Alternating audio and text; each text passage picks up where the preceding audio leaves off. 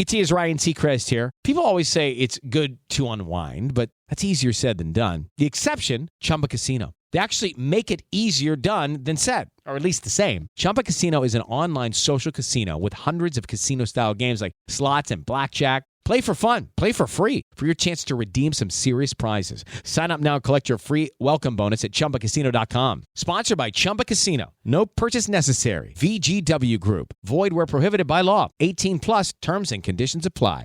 All right, we're all set for the party. I've trimmed the tree, hung the mistletoe, and paired all those weird-shaped knives and forks with the appropriate cheeses. And I plugged in the Bartesian. Bartesian? It's a home cocktail maker that makes over 60 premium cocktails, plus a whole lot of seasonal favorites, too. I just got it for 50 off. So, how about a Cosmopolitan or a mistletoe margarita? I'm thirsty. Watch. I just pop in a capsule, choose my strength, and... Wow, it's beginning to feel more seasonal in here already. If your holiday party doesn't have a bartender, then you become the bartender. Unless you've got a Bartesian, because Bartesian crafts every cocktail perfectly in as little as 30 seconds. And I just got it for $50 off. 'Tis the season to be jollier.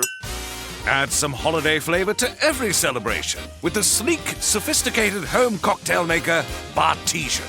Get $50 off any cocktail maker at bartesian.com/cocktail. That's BARTESIAN.com/cocktail.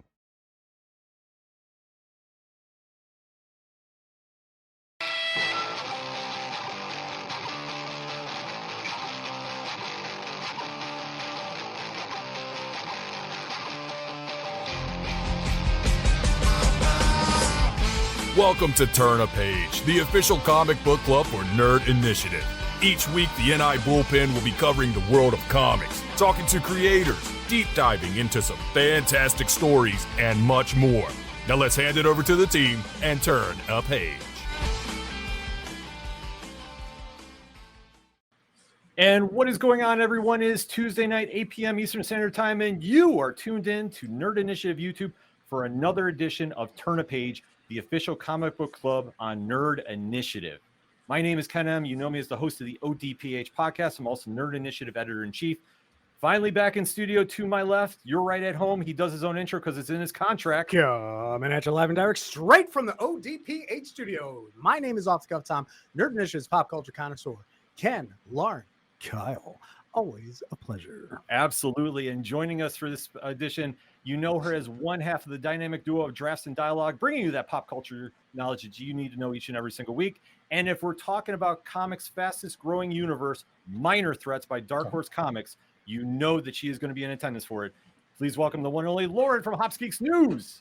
Ooh, I can never follow Tom. It's never as good, but I'm super happy to be here. Yes, I've been loving this world from the beginning, and I gotta say, Shit Eater is my new favorite character. Sorry, Crab Louie. I still love you. Oh.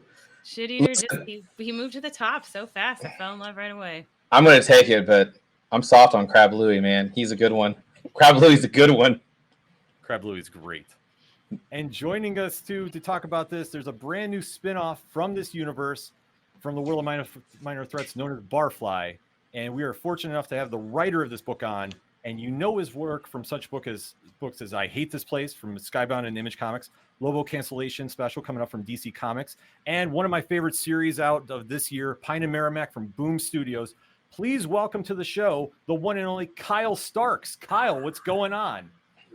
I don't know. We're here to talk about stuff. I'm here to do it. I'm here to talk about stuff. That's what's going on. And you know what? We are always here to talk about comics, especially great ones like this. Hey. So let's kick it off right off the bat. How did you get involved with the world of Minor Threats here? Yeah, that's a half good story. So Patton Oswalt and Jordan Blum were, they love promotion. They were doing their promotion for, I think, Volume 2 or maybe alternates, because they promote everybody's stuff. And people were asking them who did they want to work with. And they kept saying my name. So people were texting me. They're like, hey, Patton's talking about you on this podcast. And I was like, well, we have the same editor. So if he means it, you know, we could shake it out. But I told my editor, I was like, hey, they're talking about me. And we had a meeting, and they said we would like for you to come up with something for this character who exists in 4 panels that people seem to like. And so that's it. I gave them a pitch. They liked it. And then Dark Horse was said, we think Ryan Brown's interested, and that's it. We didn't need a second artist. We didn't need a list. I've been wanting to work with Ryan Brown for a really long time, so it's sort of best case scenario for me. That's the story. They wanted me, they got me. I'm purely ego driven. If you want me, I need that validation so greatly that I'm open to it. So coming off of 4 panels, how is it that you did pitch this spinoff story? I mean, with everything going on and obviously with all the big names behind it, how did you pitch a story from 4 panels to a whole arc? I mean, that's a good question. I'd have to explain the job maybe more than what we have time for. I think the thing is, like, well, what does he look like? He looks to me like a little downtrodden guy who's hanging out at a bar, who's wearing a punk rock jacket, but doesn't look very punk rock to me. And it's like, well, who is that guy? What is this story? They may have said he was an ex-henchman. Maybe. There was very little involvement on their end, to their credit, honestly.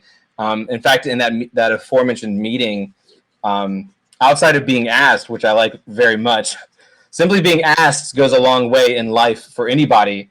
But Patton said specifically at one point in time, because I'm very type A about storytelling, he said, I want to do these spinoffs the way I do my tour posters. I want to find artists I like and have them do what they do. So they were really hands off. They may have said he was a henchman. I can't remember, but I know for me immediately it was like, well, the whole thing about the whole Minor Threats is that we love this sort of, it's these familiar archetypes, it's these familiar situation, it's these familiar sort of trope characters, but to look at them from a very sort of human, like character-driven perspective. And so me going, there's a bunch of henchman stories. I'm not like, I didn't create something new. There's a lot of really good henchman stories. I mean, the Venture Brothers, look, it's right there in front of us. Right. But I was like, I hadn't seen, I just thought, like, what is the Moloid version? Like, what is the Moloid version in the Minor Threats where he's on, those sad little guys are on their own, and that was sort of the beginning and sort of the end. Right on. My next question is, being this far, he has 3 different runs of 4 issues. So you're stepping into a world that already exists. So were you given much guidance? It sounds like you weren't. It seems like you were given a lot of freedom. Yeah, I think I got that. So on one hand, I knew there's for me in the story that I wanted to tell, there would be very little crossover. The continuum would be in play, and we would use the bar, but it's sort of a prequel. It's sort of a prequel to Volume 1, which is like quietly unspoken. So I knew there wasn't going to be a lot of crossover. The biggest conversation between me and them was I knew the continuum would exist. I think we see one of them in issue 2. We see more of them in issue 3. We see more of them in issue 4. Was to present them in a way that aligned with the way that those guys want them to be presented. So that was sort of the only. They're very hands off. They're very cool. I think they're really open to anything, and I think Jordan sort of famously says, from his perspective, is like they want to sort of break Batman. Like what they want to do is break these characters. So it's still the archetype and like I love tropes. So it's like there's something very powerful about you going, oh, I recognize this character is parentheses Superman. So when parentheses Superman is very mad at parentheses Leapfrog, right? Like that's a really interesting story because what is Leapfrog going to do? And so that was the sort of thing. But they were very hands off. They're very cool. They were like, as a creator, who was making themselves open to work on someone else's IP. They were very cool, and I know Tim Seeley said the same thing. They want to work with people they like and they trust them, and that's huge. Like that's huge, and it's smart if you want to tell good stories. Absolutely. So the art in this is very extreme and next level art. So one of my questions, because obviously when you're reading it, you're getting a whole other story in the background. The posters, the signs, just even the tiers of unemployment, all of that. So obviously you're an artist as well. So how much of that was just Ryan Brown's own thing and how much of that was actually part of the script? If it's a sound effects, it's probably Ryan Brown. If it's something in the background, I know I was talking to someone earlier and they're like, oh, I love all these punk rock posters in the background. I definitely put some punk rock posters in the background, right? Ryan's really special. If you guys haven't read 8 Billion Genies, I think it's one of the best books of the last 5 years. if not the last 10 years, if not the last. I mean, like I think it's an iconic work, and it's one of those books where only Ryan Brown could have drawn that book, and I fully agree that he does. Yeah, there's, dude. I say repeatedly, and I'm sure at this point it sounds like disingenuous, but to Ryan, but to me, this book on his behalf is a relentless display of creativity. It's just every panel he put a second joke in. Every panel has at least one other joke. I wrote this, and in regards to our relationship, Ryan has said that I write a script with the information that I would need to draw it, that Kyle would need to draw it, and so he gets it right away. Like it's exactly what he needs to know what each panel looks like. But you let Ryan be Ryan. And I've found, like, you never know. The first issue is kind of a feeler, like to decide how you're going to you might have to change how you write depending on how they tell a story. And for Ryan, it was just like, oh, I'm just going to have to let him go. Like, you just have to be ready that he is going to go so hard at this. I wrote the scripts. We get pencils. I see the pencils. I then see the inks, and then I see the colors, and then I see it again with letters. And it's not doing a bit. I found something new every single time. Every single time I found something new in the background. And I'm like, why is this guy got Limerita cans everywhere? It's such a fun little thing. And the thing that's really interesting about Ryan, that outside of being like, and I think Alien Genius is gorgeous. I think this book is, I'm going to say selfishly, I think it's the best drawn thing he's done in a while. It's so creative and it's so strong, and he's such a good storyteller, and he makes such good. I mean, this is a character that does not talk, that cannot emote. He doesn't have eyes that can blink. He doesn't have a smile, and Ryan is killing it. I know he said that he's drawing it like it's a silent movie, and I think it completely comes across that way.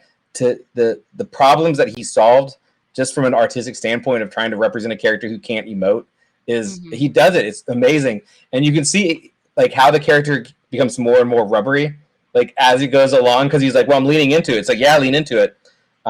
So I would love to take credit. I mean, certainly I'm directing a story. He is following the script, but all those Easter eggs, I think in issue 2, I was like, here's a couple, and like I was like, you know what, I'm not gonna do this. Like right. he's got this. I don't need to do this part for him. But the thing is, to me, when I look at this book, from someone who is an artist, like Ryan likes to draw.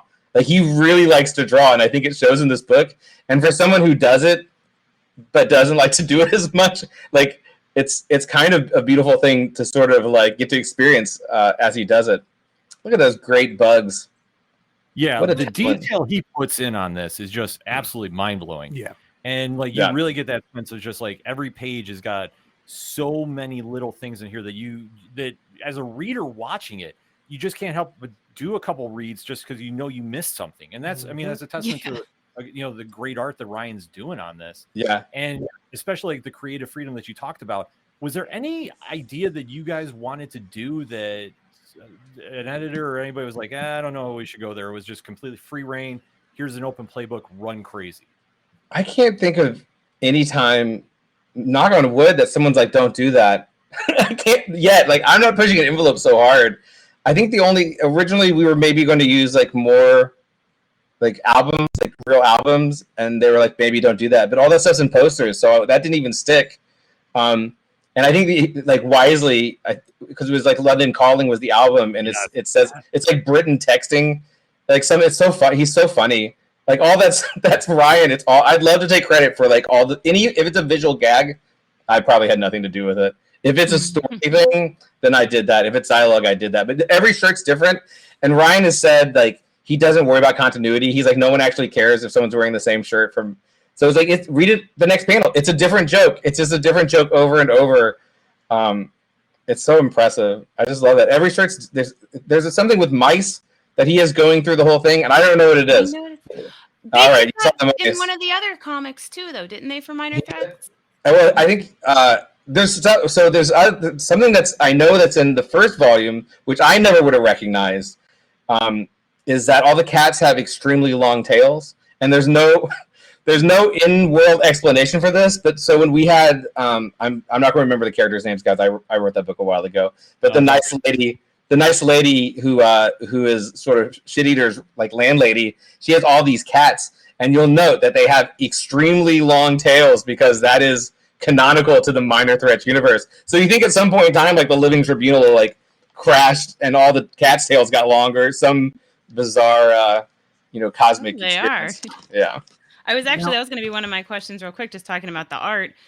When you described the cat lady, did you have a cat on her head? Did you have 8 million cats all around? Okay. No, I wrote she was, I'm sure I wrote like she's what you'd think of a nice, sweet old lady with a bunch of cats. Like I wrote something like that. I try not to do for character design. That's not my strength as a creator, and it's usually the strength of the illustrators. I don't get into that. And I found with Ryan, in fact, I think it's an issue 2. Again, I wrote this a while ago, and they haven't sent me comps yet, those rats. I said it. They still didn't. They said they're not going to send them any faster, so it doesn't matter. Is that there's a character at a bar. I think it's in issue 2. Is there a weird bar character where he looks like a sleeping cat head? All right, maybe this side. There's this very weird character at a bar. It might be in issue 3. And I wrote weird character at bar. And Ryan drew like the most unhinged character. Like the big guy with the raccoon head, I think it was. No, he's like a sleeping cat. It must be in 3. And it's like, why would you do that? And he's like, you told me I could do whatever I wanted, so that's all I want to hear. And I was like, all right, I get it. So some of that, I like, you have to be careful because I was like, if I said something ridiculous, if I set in issue 2 has entomologist's breakout, right? It has the origin of how he broke out of. Okay. Sorry, I wrote them a while ago, but I know them. They're very good. And I was like, oh, there's a bit where obviously, like, he would ride out sort of on a cloud of insects. Like, he would, like, you can envision this in your head. But I was like, oh, Ryan will try to draw that. Like, I had to write in a way that he wasn't going to spend, like, 5 days drawing millions of insects, So some of that, I did protect him in some ways from himself by trying to make things easier, because you have those guys who will do that. They'll go too far, and while that's great for the reader, it's not great for deadlines. So you have to protect them sometimes. Now, because of the art and how unique all the characters are, and you already alluded to it, the entomologist is a very unique villain, to say the least. I mean, for you as a writer, what's it like trying to do this weird father-ish, son-ish, Cinderella maid-ish, relationship between him and Shit Eater? Well, I'll tell you, I might have a lot of dad issues just going through all of my. I'm sort of. Okay. Did anybody hurt you? I mean, he's dead now, so it is what it is. But there's a lot of dad issue stuff. You write what you write what you know. I hate this place. I'm regularly told the scariest thing in it is the father. Peacemaker is 100%, daddy issues. So Mars Attacks, which I did with Chris Schweitzer, which is one of my favorite books, is daddy issues. And I mean, maybe all of them are, honestly. I very much like the idea of family in story. I think it's something that we can all universally relate to or recognize. Like either you long for it or you experienced it, right? And so that's something that I go back to again and again and again because I think it's universal and I think stories should be universal. So it's like my 8th shitty dad. Like that's the only answer I have for you. I'll try to write a shitty mom in the future. I just can't imagine. Mine was so good. I have such a good mom. It's hard to imagine a bad mom. But my first 5 books all had hitmen in them, and my wife was like, "When are you going to do a book that doesn't have hitman in it?" And I was like, "Okay, I get it." And then last year, every book I did had a dog in it, or had a character named Wild Dog in it, which is basically just like having a dog in it. And I was like, I need to maybe do less dogs. And I did Who Woofs the Wolfman for DC. And I was like, no more dogs. I'm going to take 3 books off. No dogs. So maybe I need to take a break from bad dads too. It's very possible. Just get to a dozen and then, take a break.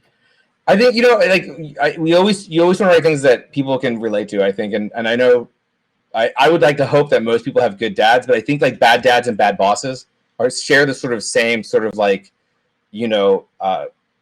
it's an area where they hold power over you in a way that is sort of you're helpless to. But if you overcome, whether, mentally, spiritually, or whatever, I think it's a very rewarding experience to sort of watch happen. Shit Eater's got a bad dad. He doesn't even consider himself his dad, which is worse because he's definitely his dad. It's even shitty. He's even worse. Yeah. Poor Shit Eater doesn't have anything. He literally has nothing. He's got the one. Oh, he's got great friends though. He does have a great. Let's hope so. No, I'm just kidding. They're good. He's got good friends. he's got people looking out for him. But man, it's tough to be that little guy. You got to love a good work for It's tough to be a bud. Oh yeah. No, the fact the band is getting together about this, that's just one key element of this whole story too. And I would say in this world of minor threats, because we're dealing with traditional villains, so to speak, how important was it to establish Shit Eater as a good guy? Because he almost seems like he's too good to be bad, even though he's trying to be. It's funny, but he does do 2 robberies in the first issue. I think the thing with Shit Eater is he's trying to find if he's good or bad, right? Because he's always been if only by relationship bad, right? Because his dad's bad. And he Bertrand's the giant beetle, his giant beetle friend, he's good too. I think that they both sort of share that relationship of working for a really we know it's evil, but we have to pay the bills. I think they sort of existed in that together. But I think for Shit Eater, a lot of this story, Jordan and Patton called it a henchman coming of age story, which I think is really great. I think it's a really beautiful way to sort of to sum up what the book is. All 4 issues when you finish, is that he's trying to figure out is he good or is he bad? Is he his father's son? Is he a good loyal boy, or has he been out of the game long enough to be I don't know, maybe everything I was taught is wrong? And I think that's really what you see. So those sort of early he needs work. What is he good at? He's always been a henchman. So if someone says let's make money, solve all your problems, you just have to hench one more time. Sure, he does it. But I think the guitar, he am I spoiling anything? It's been out for a while, guys. Go buy it. Seriously, please go buy it. I think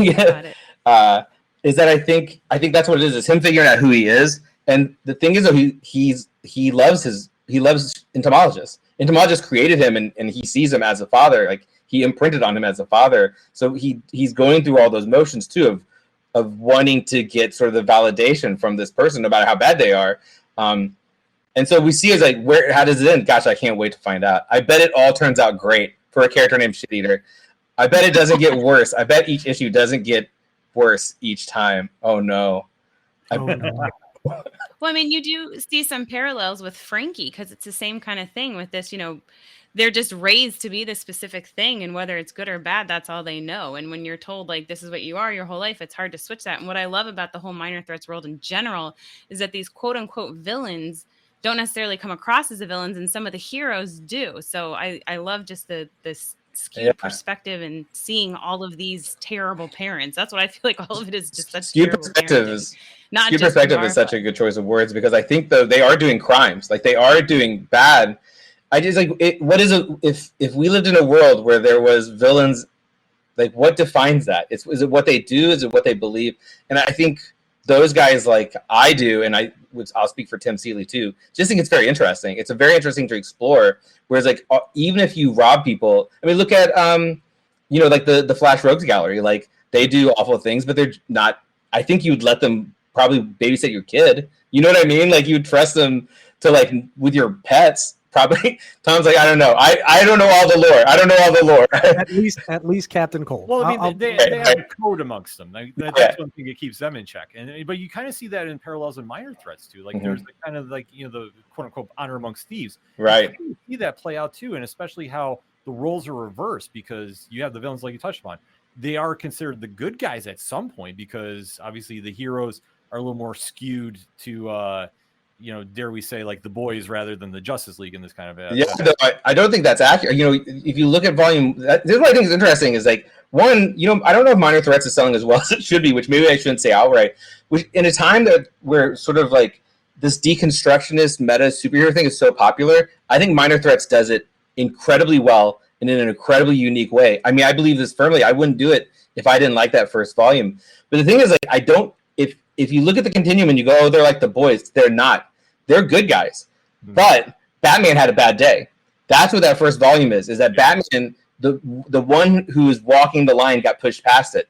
And who's going to suffer is all those, his gallery, his rogues gallery, right? So when you see I'm blanking on Searcher. When Searcher shows up, she's tough on Frankie. She's not evil. When she's chasing them, she's not evil. When you see her in Alternatives, kind of a bad leader, but she's not evil.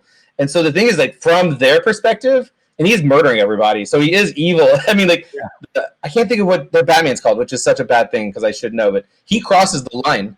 You know what I mean? Like, he crosses the line. And so that's what you see. And these guys are in survival mode. Like, everyone's in survival mode. So had they robbed, like, the Snake Eyes have definitely killed people. You know what I mean? Like, Snake Eyes definitely killed people. The Doctor's scalpels definitely killed people. So it's like they're not good. But in this case, they're in the right. And we always respect survival, right? Like, we always go, well, people have the right to live, if anything. I think it's so interesting, and it's so clever, and I think I hope it's true of BARFLY, but I think it's true of alternatives and, you know, Minor Threats ones. Like, it's very clever, it's very smart, it's something that I think if people who like mainstream comics would really like. They do it really well. It's something that will feel familiar, but it's unique and it's smart and it's character driven, and I think maybe the big two have sort of stepped too far away from being character driven in 2024 to make new readers. So I think it's exciting that someone's sort of exploring these things. I can't wait to see The Brood. I can't wait to see the Mike Allred, Mac Fraction Wingman story. Like, there's so many cool things that are coming, and I just feel remiss. Like, I think people might be sleeping on it more than they should because of Patton's name on it, I assume. I don't know. Like, their alternates is so smart and so good, and such a good idea. Oh, and the twist at the end, that was it's crazy. such a good idea to go, what if Animal Man and Swamp Thing, before they got vertigoed and then after they got vertigoed? That's so smart. Like, yeah, what's it like to be Swamp Thing when you're a god for 5 years and then you're not? Then you're just a weird swamp guy. That's so smart. It's so interesting. I just think all the Minor Threats books are good, and I'm happy to be part of it. I hope I'm not letting anyone down. I think we're doing okay. I think Ryan's doing great.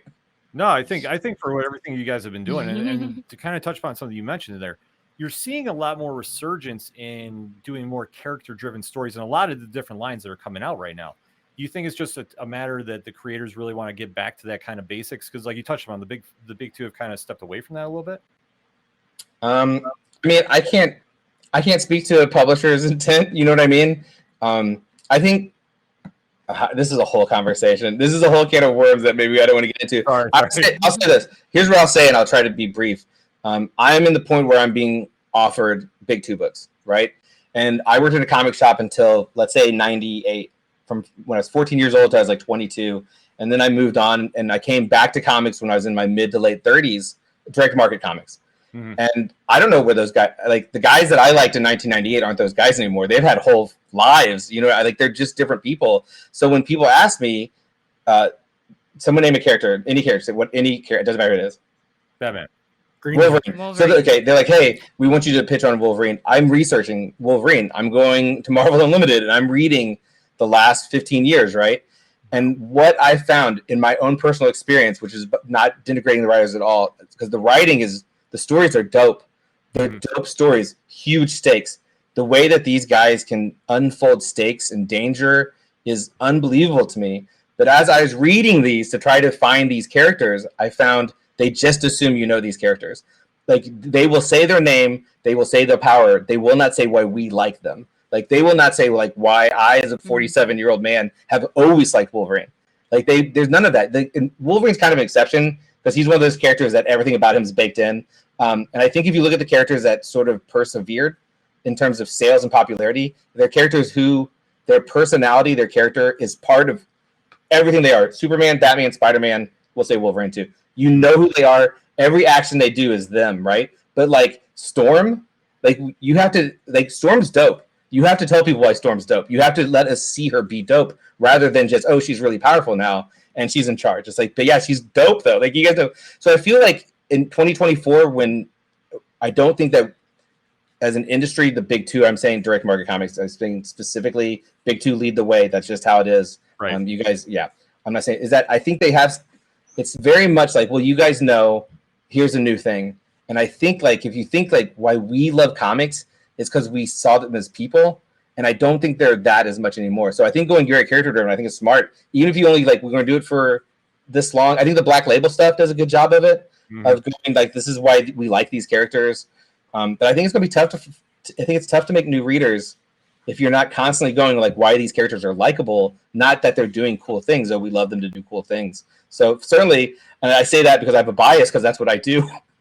Obviously, I want that to be the way the most successful form of comics. But like Barfly is a character-driven story. Pine and Merrimack's all of it. It's all character-driven, and I'm better at that. I'm better at character than I am, plot points. I don't think anyone's ever go, what a very clever story he did. But I think it'll be a good story with people that you want to spend time with, and I think that's what comics should be.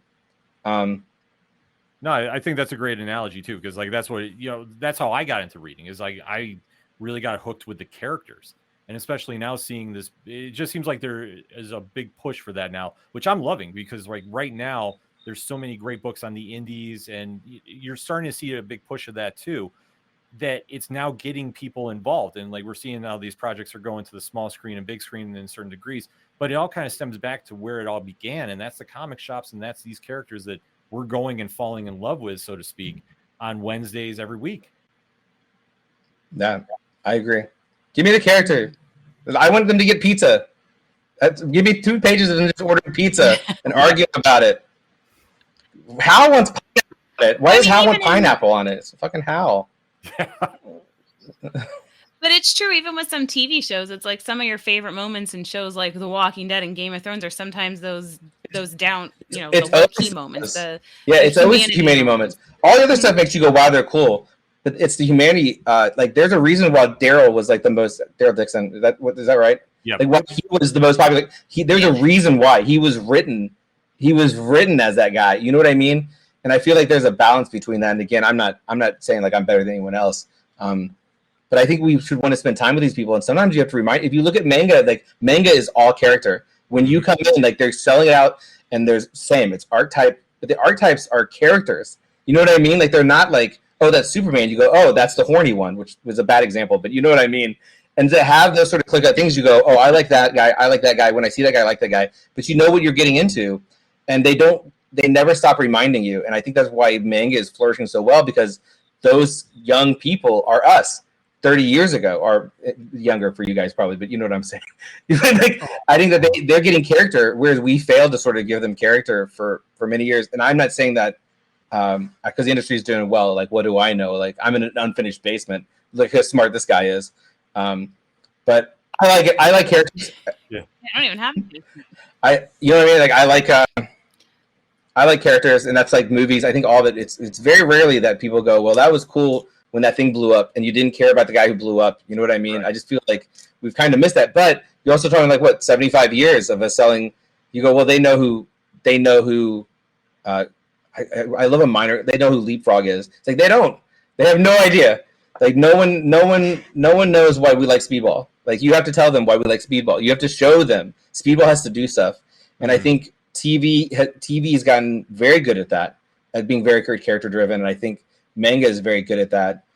Which is not to say like it's anything's better or worse than other, but I like, man, whenever I read something, I'm like, dude, there's none like. Beast obviously is a bad example because he's changed so much, but like if it was 1998 and Beast didn't make a joke, you'd be like, what is this? Right. Like, what is this horse shit? Like, why they could have been anyone. It could have been anyone. When you put the Beast in there, give me the Beast stuff, and I feel like that's where we're at now in many ways. And I don't read everything, so I can't speak to that. But right. So, well, with Minor Threats coming to Netflix, I'm sure there will be an increase in viewership with the comics. But anybody who hasn't gotten into this, like, get into the world now, because it's so much more fun when you're in it from the ground up. When you get to, watch the show and do that Leonardo DiCaprio moment, like, hey, that's Shit Eater. Ooh. So, I mean, yeah, there's no better time than the present. And now you have if you're one of those people that likes to wait till you have a few issues, like, I get that. Like, there's plenty out now. There's, 12 issues, and now these two. I say objectively, Volume 1 of Minor Threats and the alternates are so much fun. If you like superhero comics, they're so good. You'll really enjoy it. It's something you haven't seen before, and maybe you've seen something similar. It's not done as well. And I say that without hyperbole. It's really fun. And I just can't believe like shops are fun because kids are coming in or asking for Boys and Invincible. It's like, oh, if you like those, you should check out. It's literally like I put them all in that same vein. Is that they're sort of very fun. If depending on what your idea of fun is, but like, they're very fun sort of deconstruction superhero stuff, and I've always liked that. We all have, like, that's why we like Dark Knight Returns, and that's why we like The Watchmen, is that we love seeing these things in a different light. Right. And the fastest way down had like an element of like mobster stuff. So what's really cool too is we're just getting different pictures of this world. And like Barfly, I feel like is the more almost like lighthearted version of it. Even though these terrible things are happening, it's still more of like a lighthearted, fun part of the It's a romp. Threats world. We're having a little romp. I like that word. Yeah. It's a good I think time. comics. I use romp a lot because I think that's what they should be. That's not to say all like they shouldn't all be. They should not be funny. You know what I mean? But I think you should go. I'm glad I was here for this. That was a nice little ride that we went on. No, fully agree Yeah. about that. I mean, that's the whole thing. It's a You good should be time. enjoying comics. I mean, that's just it's just another way for everybody to go celebrate the medium. Because I mean, where else do you get the chance to really run with the creativity other than the comic medium? I mean, that's just how I take it. Yeah. So the world of Minor Threats is clearly not going anywhere because we're talking about how excited we are. We got the Netflix coming. I mean, it's got to keep going. It's too good to not keep going. So my question, and you may not be able to answer this, but I'm not even going to ask if. I'm going to ask when will we see Shit Eater again after this issue, and will it be more than him just sitting on a Yes, we are bicycle in the buzz background? about this. That's. I do not. I have no idea. I have no idea. Ryan just That's announced fair. his next book with Charles Soule. He would be. I'm not trying to throw Ryan under the bus either, but Ryan's the deciding factor. Like Ryan would be the deciding factor for us if we did more. I know that I have been offered to do more, to do something else. Kind of coming after Ryan is like sort of such a letdown. You know what I mean? Like it's hard to follow up something when you get to work with Ryan Brown and he brings so much. But I love like I said, I think I've shown I love this deconstruction stuff. I think it's great. So I'm very interested. Where would Barfly be? He'll be in the background, probably right where he's happy, hanging out, just walking silently in one panel per issue. Supposedly he's going to be in the Netflix deal, but we'll see. And at that point, that's Scott Hepburn's. That's not even my Shit Eater. That's Scott Hepburn's. You know, he's the one who created him. So it's like if he shows up in Netflix, like that's a celebration of Scott Hepburn, and he deserves, you know, all the flowers for that. All the character design. I mean, literally almost all the character design is Scott Hepburn. I don't know how completely that is true of the alternates, but I know for us, if it wasn't a new character, it was Scott Hepburn's character design, and he was very hands-on with that, which was great. Now we know that that's Scott's baby, Barfly, but if you had your choice, who would you fan cast to voice Shit Eater? Oh, Patton Oswalt, but he doesn't talk. But it has to be Patton Oswalt. It has to be Patton Oswalt. But I always assume he's making noises like. Dude, I'll tell you this because I hey Patton, if you're watching, I'm sorry, but I was going to do the bit because like there's kind of a thing. He's probably not. He's very busy. Of like because like there was when I first started and there was like it's like is his name Barfly or is it Shit Eater? So I was like maybe I'll do a subplot where he's kind of like trying to figure out a name, and I was like wouldn't it be funny if he chose the name Patton? I did not do that, but I thought it would have been really funny, and so I will confess to it now. So I think it should be like if there's gonna be a voice for an animated character and in Minor, it should be Patton. Of course, it should be Patton. Yeah, he's got to have a cameo in there takes somewhere. my idea 100%, completely yeah. out because Patton Oswalt wins. Yeah. Who's a Shit Eater? I do know an actor who has voiced a fly in Power Ranger lore, and we're just gonna leave it. Oh, well, that's a good one. But no, I I think Patton has that particular grit that he could lend to the character as opposed to my guy. Now, because of Barfly and because of all the great little nods and Easter eggs, as much as I might look like Tom generic, you know, middle management guy right now, I do love good old punk rock. What are some albums that would be in Barfly's playlist? And on top of it, what are some in your playlist while you're writing? Hey, you put me on the spot. We did a Spotify. Now listen, not even better. Spotify. Not on purpose. We did perfect. When I say we, Patton and I did a punk rock playlist, Spotify Barfly playlist that you can find. I think it's called Barfly, and I would say it's basically sort of a starter's guide to punk rock. I am a solid 25 years away from being punk rock. I know for him and I said, and it's a good list. It's a good list. You put me on the spot because I didn't know how to talk about punk rock music today, and I'm a little bit. I have to kind of go back to my roots a little bit. But I know for that, I was like, hey, I really want to put Bastards of Young by Replacements on here, which is not a true punk rock song, but I think is kind of the most punk rock song. And he was like, yeah, put it on there. And he has another one like that that's escaping me. And I know like Rebel Girl by Bikini Kill. I'm trying to think of what was on there that I'm like, I really love. But like we wanted to make sure we covered all of our bases too. So it was a little bit, what's the word? Is a little bit more studied and technical than maybe like us just putting like our favorite things. Because it's like if you're gonna put like, you know, we're putting the Ramones on there, and it's like, well, it's gonna be probably I Want to Be Sedated, but there's like a million possibilities. So yeah, my wife says I'm much more roll than rock now, and that's a fair assessment. But I also think I think that the punk rock element for this is very much like I was saying earlier, with him sort of being very young and trying to find his way. And it's like him, and I don't know his friend's name. I'm so bad. I usually reread things so I know characters' names before I do these. His friend who works at the Burger Bite with him, who plays drums, who's what started the band. They're both like he's like, I'm a punk rocker, but he's not, which I think is great. But they very much believe in the tenets, like the basic philosophies. And so that's really, I think, what he's taking away is like we should look at authority in a certain way, and that's what draws Barfly to it, maybe more than like, you know, who are your top 3 punk rock bands? Johnny Cash is number one. You know, I'm just kidding. We love Johnny. Johnny Cash is the most punk rock. It's a good list. It's a really good list. And if we could go through, I'll tell you which one Patton picked and which ones I picked. We were the only 2 who did it. Just me and Patton. That's how cool we are. Very hip. No, but it definitely works. Tom actually And has they're it on called your up right now. Spotify He's looking list. through it. He's got a big old shit-eating grin on his face right now, too. Shit-eating. Yeah. The Clash, Bad Religion, Descendants, Bikini Kill, Black Flag, Vandals. Yes. This is my childhood.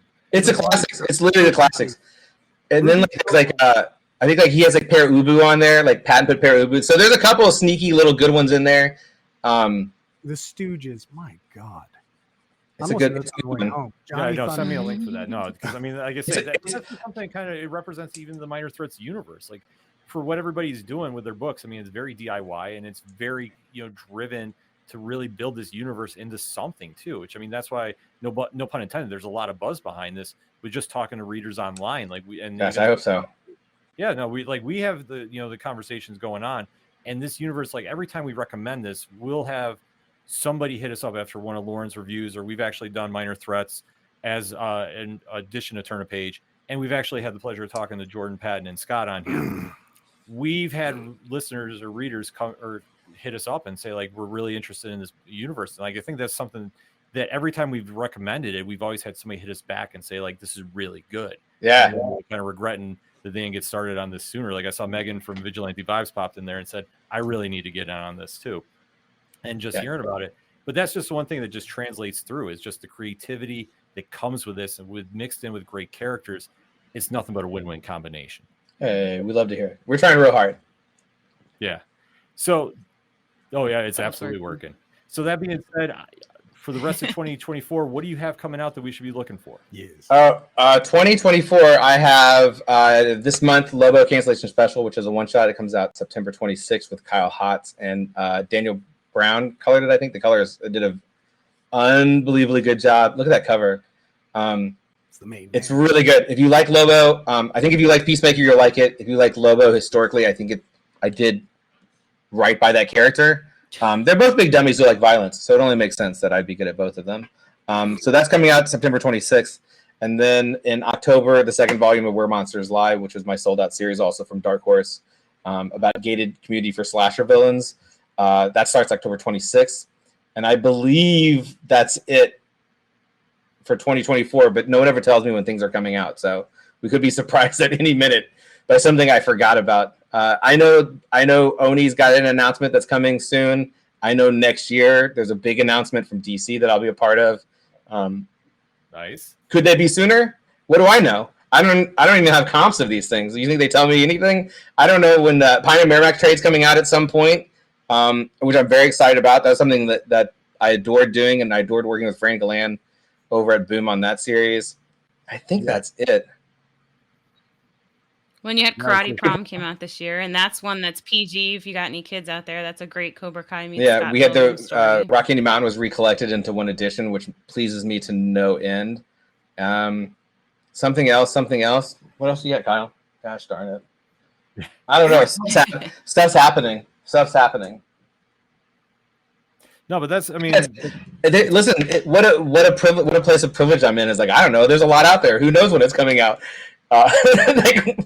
Like how lucky am I? But there's a lot. I think this compared to last year, there's a lot coming out last year.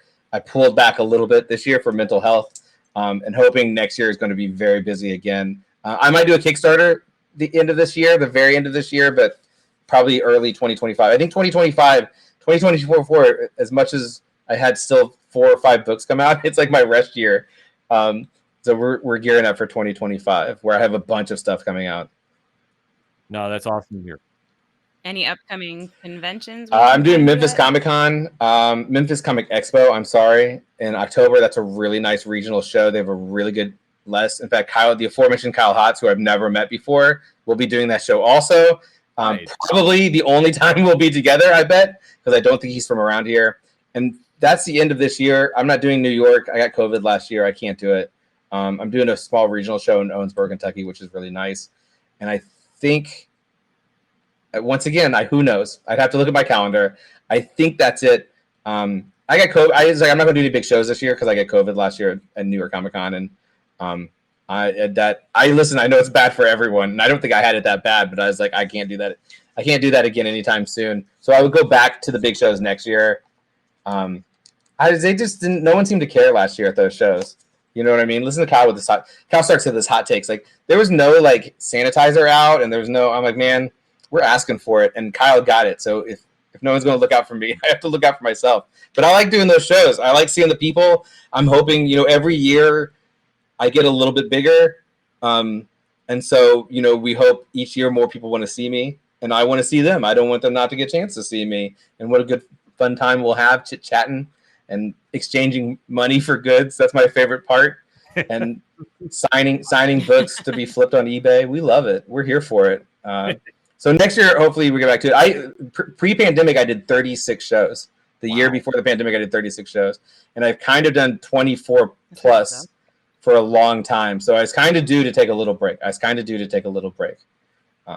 we just did the home shows this year. It's like Heroes Con in Memphis and Lexington. And that's great because you also want to support those local cons as well. Oh, absolutely. I mean, every con has got new fans that are going to come in and hear about the stories that you're doing. And that's always just the connection there, because New York can always get overwhelming too. I mean, we've gone down for years now, and it's an experience. If I know Lauren's going for the first time this year. Yeah, I've never been. It's this year. It's very challenging to prepare for and to do. That's my only knock against it. I will say this: New York Comic Con is one of the few shows where you're on that artist alley floor and everyone likes comics. Everyone's stoked about comics. And even though it's a lot and it's sort of overwhelming, that's the best. I just did TriviaCon for the first time this year in Connecticut, and it was that, and it's the best. The show I did before Connecticut, TriviaCon, highly recommended. Heroes Con, TriviaCon are my favorite shows. Well, not my favorite, but I like them a lot because people are like, oh, we know comics. We came to talk about comics. The show I did before TriviaCon, the first person asked me how I got permission to print the comics. So you're like, it's going to be a long weekend, my guys. And indeed, it was a long weekend. So we like it when people like comics.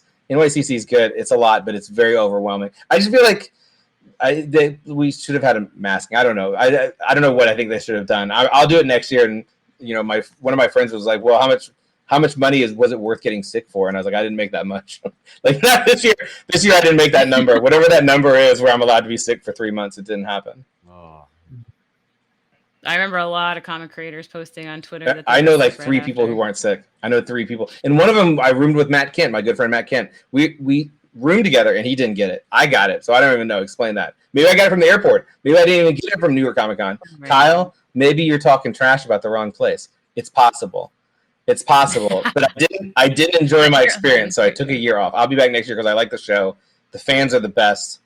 When you go to those type of shows, it's the best feeling in comics. Like it's the best feeling outside of like, listen, number one is someone going, you did a good job and I liked it. You know what I mean? Like to me, that's the best thing. But number two is like when to see people and they tell you that, which is great. But then they're like, oh, we talk about what you like. You know what I mean? Like that's what comics has always been. When I worked at the shop, from 14 to whatever, it's like we're talking about what we liked in comics. Just like we have here a couple of times. You go, this is what I like, this is what I like. And you get excited, like, oh, if you like this, you'll like this. If you like this, you like this. Like, that's the best part of comics. That's the best part of comics. And then number 3 is like, this guy in New York is literally the kid in the candy store. Like, he has the biggest, like, we're working, but this dude is just all bright-eyed, smiles, doughy-eyed, like, and it's wonderful to watch. We love it.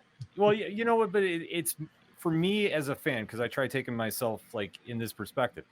It's my way of getting to meet the creators. Like, I've been basically living vicariously through reading everybody's work, that I'm like, now I get a chance to meet and say thank you and support and get that, interaction. So like, yeah, I get, I don't want to say starstruck, but I'm like, I get like in my happy place because I'm sitting there talking with fans and even girls, even standing in line. We have some of the great. Yeah, you get to chit chat about. You talk about who's lying in their stuff, and you're like, "Did you see this?" That's what I'm saying. Like, as a community, when we talk about things with the enthusiasm of why we got into them, I think that's what grows it. I think that's why I say, like, when everyone in my age who was 8 years old at some point was giving a comic in a grocery store to shut the hell up so mom could finish shopping, and whatever percentage of those kids, there's something that goes off. Comics isn't for everybody, but there's a certain person who reads it and goes, I like that. I like this thing. I like this. And we kind of got away from that. The same as, but also the way we talk about things. Like, if you see how manga kids interact, it's us when we were 18. Like, you're like, did you see, like, dude, Deathstroke? Do you remember when Deathstroke showed up in like the Judas, like, oh my God, like, he was so cool. Like, we were talking about that for months. We were talking about Deathstroke for months. Those are the comics. Like, the great thing about the shows is that, one, I was going to say, is like, that's a unique thing to the comic experience, right? Is like, you can meet and we're happy to talk because God knows. No one's talking to us at home, guys. We have to see you in public. My wife, I'm like, hey, you want to hear? She's like, I don't care. And I'm like, okay, I'll go back to my hole. The other thing I was going to say is that Patton and Jordan are exactly that. They love comic creators. They think they're so cool, and it's so neat. I know that they saw Mike Mignola at the Eisners, and they were like losing their stuff, which, listen, we probably all would. But if they would mention, they're like, oh, I'd be like, oh, I was talking to so-and-so who's just like this guy I know. And they're like, oh, you know so-and-so. And I'm like, homie, you did What We Do in Shadows. Like, come on, man. Like, it's two different. This is like, it just shows two different worlds. But like, but I'm tangenting because the thing is, like, I think you can see, like, there's a lot of dudes, and I think this is maybe why people hesitated on Minor Threats, as I'm going a full loop, probably throwing off whatever plans you had, is that I think it's because, it's Patton's celebrities making a comic. Dude, those guys love comic books. Like, those guys made a comic book because they love comics, and this Netflix deal was not the plan. Like, point at any celebrity written comic, and I'll say 9.9 out of 10 of them were written as proof of concept. Those guys did this because they wanted to make a comic book. And they have said repeatedly, the reason why they did the alternates is because they want to make a comic with Tim Seeley. The reason why they did Barfly is because they want to make a comic with Kyle Starks. Like, those guys love comics, and I think you can see that. Like, it is sincere. It resonates. It resonates loudly. I think so too. Yeah. Read Minor Threats, guys. It's really good. Oh, yeah. No, I don't get a percentage to benefit from you reading it or not reading it. But if you like comics, you should read Minor Threats. It's really good. It's on Hulu. Yeah, and there's definitely a lot of nods to the comic book world in the way that, like, The Boys, mocks the comic book world. It's the same kind of thing that you get in the Minor Threats world. So even if you think you'll have no clue, like, you'll still even have fun doing it. Like, oh, I see who they're mocking here.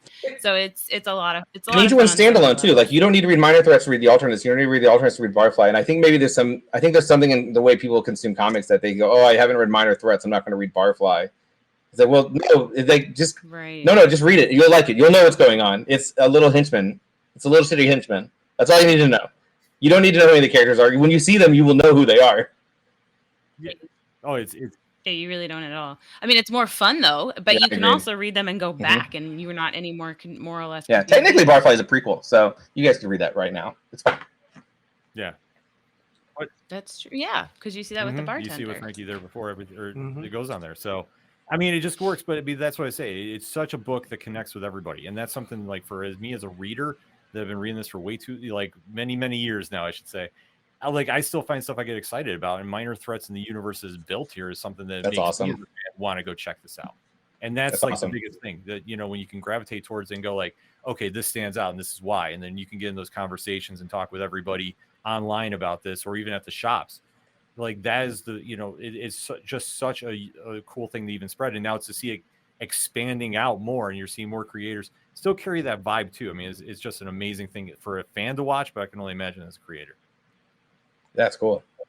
That's nice. We like when people say nice things. Oh yeah, Nice there's things. There's a lot of nice things to say about your work too, because like I say, that's very kind. I could literally sit here and rant and rave about Pine and Merrimack, which I did check up. It's slated December is the trade. Yeah, it's late. It's very good. Dude, frankly, I'll say for Pine and Merrimack and for Barfly, the artists and I've been blessed with artists. Even Kyle Hotz, look at that logo cover. I can't say enough. I've been blessed with artists.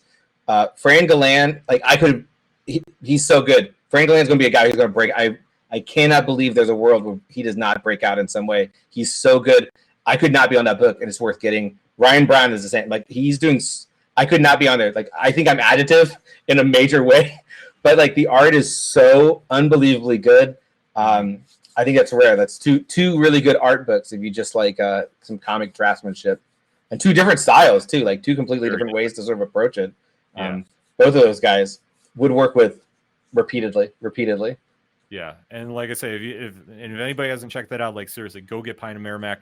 I could literally talk for another hour about that book because I just think it's absolutely incredible, especially the ending, which I'm not spoiling. That's what I'm saying. You got to get to your comic shops and go pick this up. Yes. Along with Karate Prom, we haven't really talked about that quickly, but I know that is a book that Lauren has had the chance to talk with you about. Do you want to tell our audience about that a little bit? Oh, you want to know what it's about? Yep. It's about a Karate Prom. Let's keep it moving, folks. Sometimes it's in the name. It's a Karate Prom. It's all ages. I'd say it's all ages. PG's part. PG-13 maybe. There's no curse words or anything, but they do punch each other. It's about a Karate Prom. I don't know what to tell you. Do you like 80s movies? Do you like karate? There you go. Karate Prom. It's right there. It's right there for you. Bam. It really is like Cobra Kai meets Scott Pilgrim Saves the World, and they do karate at prom. It's a good time. And like, it's a great one. Depending on their age, probably, because I think someone's like, "What age is it for?" It's like, I don't know. Do they know what prom is? Like that's the age. They'll be like, "What is this?" Well, let me explain to you. Let me explain to you the societal custom that we have in high school. I love when people sum things up. I love Jordan Patton saying Barfly is a coming of age story, a henchman coming of age story. Someone said this is John Hughes' kung fu movie, and I'm like, I love it. That's the one I'm going with. So we love a tight summation. I think First Second was making some kind of Scott Pilgrim. I'll take that. I'll take that too. Sure, it's Scott Pilgrim for the '80s. I don't know. They're all folks. Listen, the books you'll enjoy. I promise. They're all fun. Like I say, everybody should definitely go check out Kyle's work because he does fantastic stuff. Before we let you get out of here, one final push. Why should everybody go and check out Barfly if they haven't already been sold already? What more can I? Honestly, I not. I thought it was. If I would have known I had to wait till the end to sell it, I wouldn't have sold it so hard at the midpoint. Yeah. Here's what I'll re-summarize why I think sincerely. One, I think if you're familiar with my work, it's more work. I think if you're familiar with Ryan Brown's work, it's more of his work. If you're not familiar with either one of those creators, I say as if I'm not speaking of myself. Like, I think you're remiss. That's two really unique voices in comics. There's not a lot of people who do humor well, and I think me and him are two of a handful. But outside of that, I think it's a very character-driven story. I think we love those. I think if you love superhero stuff, if you love deconstructionist sort of meta superhero stories, which I think we all do, I think you'll really love the entire Minor Threats universe, including Barfly, which is a fun little romp about a poor little guy who just eats shit all the time and just keeps eating shit. Not literally. Well, he is a fly man. I can't speak to that. But we like to see people. We love an underdog story. Go read all of them. They're very good. Read all comics. I don't think people are reading enough comics. Just go to the store and read some comics. Go on Hoopla. Guys, listen, I'm going to give a secret away. You can read comics for free on Hoopla. Go on Hoopla. It's legal. It's a library app. Read some books for free. And if you like it, guess what you do? Then you go get one because you want to be able to read it again when you're older, but you won't remember the name of it. You already forgot. You wish you had a physical copy. Listen, that's what the store is there for. Go read comics. They're the best. I'm doing okay. My comics are pretty good. But there's a bunch. And we just if you read other comics, then maybe you'll read my comic too. On Hoopla. They're on Hoopla. We love it. I don't know what Barfly is. You have to buy Barfly in stores. Lobo comes out next month. It's very good if you like Peacemaker. If you like Peacemaker, you'll like my Lobo. That's all. Am I stopping? Do I keep going? No, that's a question. Do we have to stop? There's more questions. Yeah. No, I think we kind of summed everything up. I just want to say thank you for taking the time out to talk with us about this.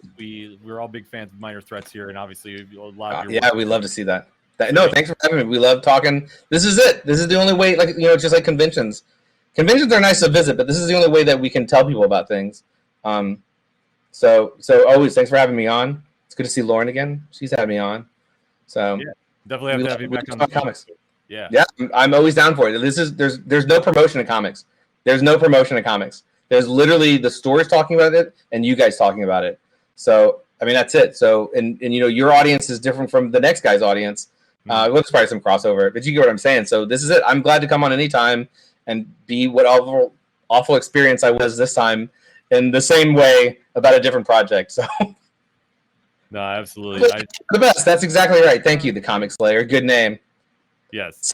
Solid name. Probably a good human. I know them. I didn't answer any of the questions. Did they have any in there? Do I need to answer before you guys throw me out? I was going to say, our guy in the chair, do we have anything that we missed? I think he threw it up. Oh, BARFLY Netflix animated series. Is there animated? I don't think. Let's ask the real question. Will I get paid if there is one? Here's what I found. If there's an opportunity for me to make money on a project, it won't ever happen. Who is the worst dad, Peacemaker or Shit Eater? Going back to goods and services, as he said. Who is the worst dad, Peacemaker or Shit Eater? All right. Who has a worst dad? I'll say this. The worst person, objectively, is Shit Eaters. Okay. Yes. Who would you least want to have as a father? I think Peacemakers. I think Peacemakers, because he was kind of saw himself as a father, is worse. He's worse. It's a good question. All right. I'm not going to. They're long gone. They're long gone. They're probably dust somewhere. All right. And some Omar asked in the chat too, did you change your mind about NYCC? He already addressed it. He's not coming. Too scared. I'm going to do all the big ones next year. I did San Diego this year too. I was like, I wasn't going to do any big ones. I went to San Diego. Never again. No, don't say that. It's not my. I'd rather do New York. At least I make money in New York. That's my hot take on San Diego Comic-Con. Goods and services. Guys, thanks for having me on here. Thanks for talking about minor threats. We love that. Oh, I think that's great. No, I appreciate it. Oh, yeah, definitely have to have you back on, especially when you talk about the Kickstarter. We'll definitely have to have you on and talk about that beginning of the year. So let's already, we'll plan on that if not sooner. Yeah, all right, that's great. We love to hear that too. All right, definitely. Helping out the little guy. Helping out the little guy make a little money. Look, you guys are heroes on your own. You guys are the real heroes here. We're trying. Oh, as it says, Ken is the hardest working man in college. Homelander, you guys are something the to think heroes. on. Yes. So that being said, wherever you're watching or hearing us talk about this, make sure when you're at the comic shops, go check out the Minor Threats universe. Definitely make sure you check out BARFLY and the other stories Kyle does. He does fantastic work. We can sing his praises all night. But listen, just trust me when I say when you see his name on a book, you definitely want to go check it out and go pick up a copy and definitely hand it off to somebody. But we'll just end it like we always do on Turn a Page. On behalf of my team, when you're at the comic shops and you have a great issue in your hands, such as BARFLY from Dark Horse Comics, and you see somebody struggling to find something, hand yours off to them. Tell them to turn a page. We'll see you next week. I'm out.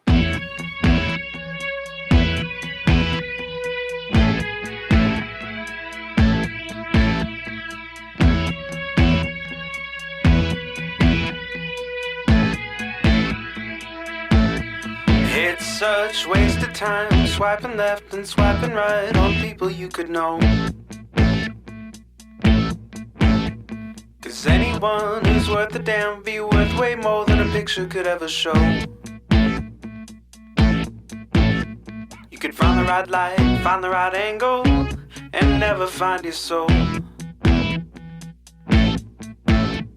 it can feel like a losing battle, and this plot is full of holes.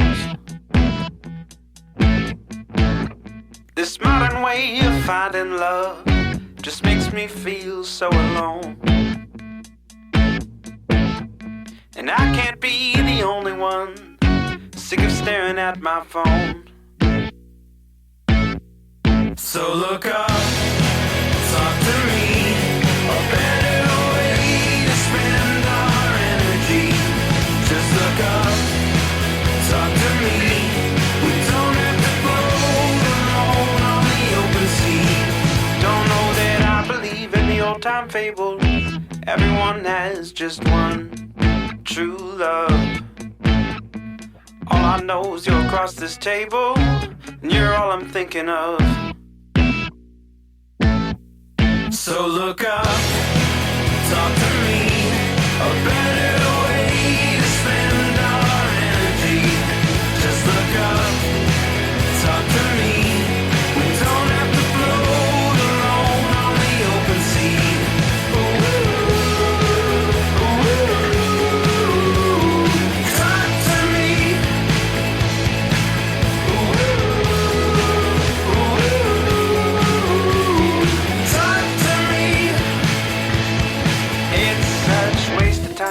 swiping left and swiping right on people you could know.